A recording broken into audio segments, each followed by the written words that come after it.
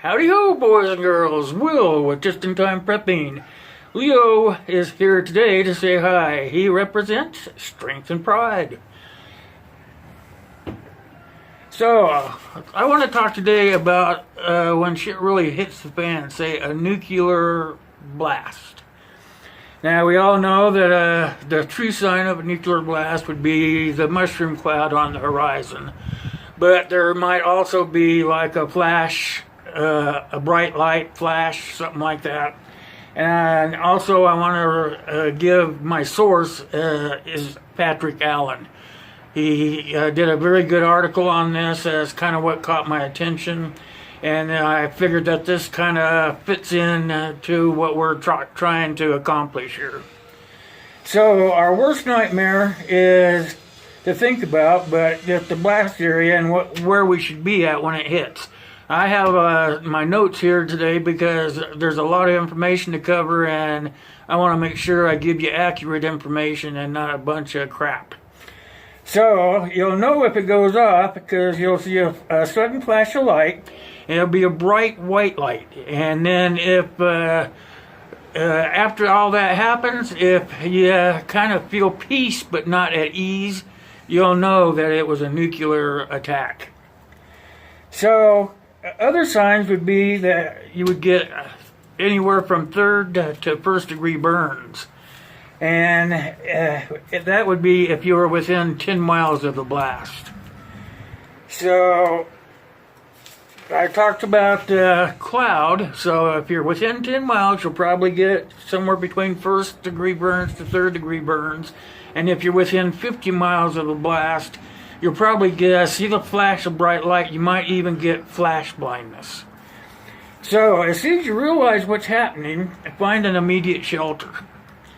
Now, in order to escape the fallout, hide within the most dense part of a building. A wooden building is not going to be the best place to be because it absorbs the radiation you're going to get radiated. So the thicker the building, the better. It should be brick or concrete walls. And a basement or a sub-basement, it says, is probably going to be your best bet. So an actual bomb shelter is the ideal structure, but most of us aren't near any of those, especially the people in the outreach. So I'm going to try to enclose a photo when I produce the video that was supplied in this article I read by Patrick Allen. And so wooden structures won't do much from the fallout, so if you're in one of these, try sitting there for an hour, and then after an hour try dashing to the concrete or the cement buildings. It would be a basement or a sub-basement would be the best. And stay there and stay there. Now, when you make your dash, make sure that you do it as fast as possible. Say you wait an hour and then use 5 minutes to dash. So, and what that does is reduce the radiation that you're going to absorb onto your body and your clothes. So, while you're in the shelter, stay away from all the doors and the windows. And then while you're sitting there waiting and listening to the radio to find out what's going on, take a shower or take a wet rag and wipe down your body. And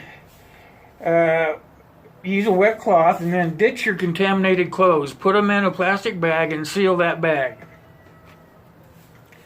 Then get as far away from it as possible, which you're in a cement or brick or whatever. Brick buildings are good too, but put them somewhere and then get as far away from them as possible.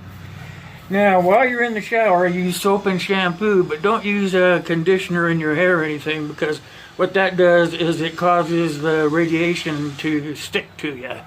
So don't use that stuff there.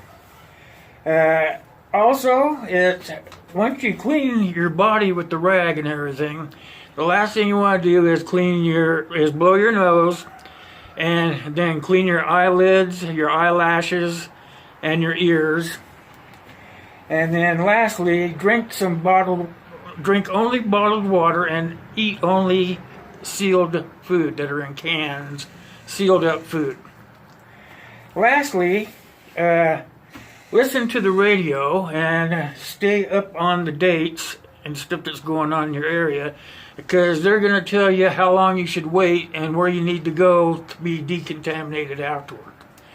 Now, other things is you need to know the 7 things to be prepared for all this. Just in case it happens, you should already have this in place so that you know. So there's 7 preparedness signs that you need to know. The first one is you should have your name, your date of birth, your social security number, your phone number, and important medical information on each person in your house. Also, you need to have a paper copy of all your insurance information. Also, you need to know all your medical contacts and have them written down so that when you don't go to the decontaminated station, they have as much information on you as possible. Also, you want to have all your information from work or school, all the information on each family member. Also, you need to have an out-of-town contact so that if something should happen to somebody in your group, you can have somebody to call outside the area to help you guys out or take care of anything that comes up. Also, you need to have a list of planned meeting places. Say that you're all split up when it happens.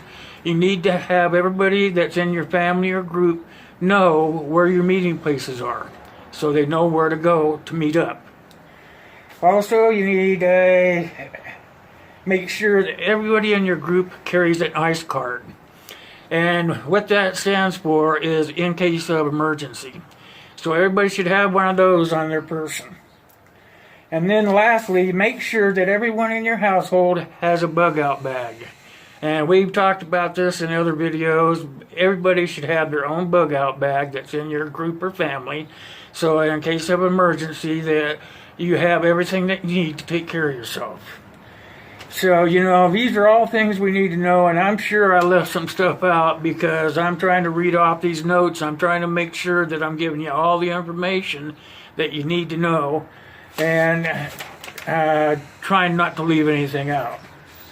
So, I am just going to look here real fast to make sure that I didn't tell you anything bad and anything inaccurate. It kind of looks like, the example would be a sturdy brick or concrete structure, and it should lack windows or into a cellar, basement, or sub-basement hiding. There will give you 1/200th of the fallout radiation that you'd be exposed to outside. And that's pretty important information there, I believe. So, that's pretty much it for a nuclear attack, I believe. Oh, make sure that while you're in that shelter that you have a radio so that you can listen to make sure that you get all the updates of what's going on out there, and so that they can tell you where to go for decontamination. That's very important.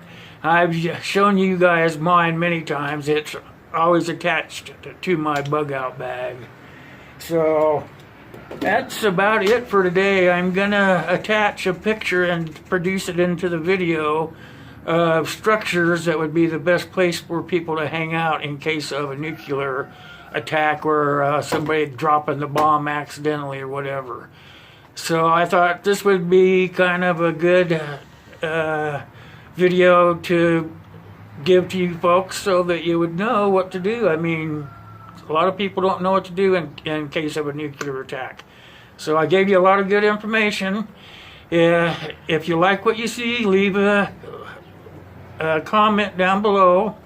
Make sure you hit the subscription button, and I'll give you a list of other places I hang out in case you want to drop in and say hi. Also, there will be a place where you can donate to the cause. And what else? I think that's about it. I want you folks to have a great Sunday. I want everybody to look at your loved ones and tell them that you love them, because you never know what's going to happen in the future. So for now, ta-ta and God bless.